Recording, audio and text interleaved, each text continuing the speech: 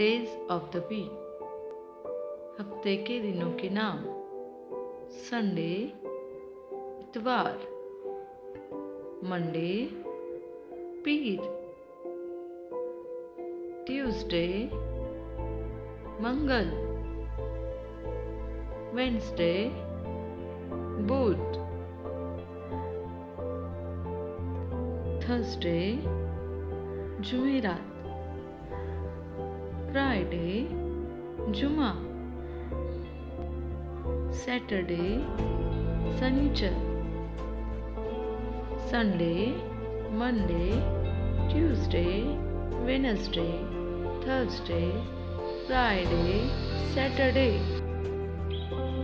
इतवार पीर, मंगल, बुध, जुमेरात, जुमा, शनिचर।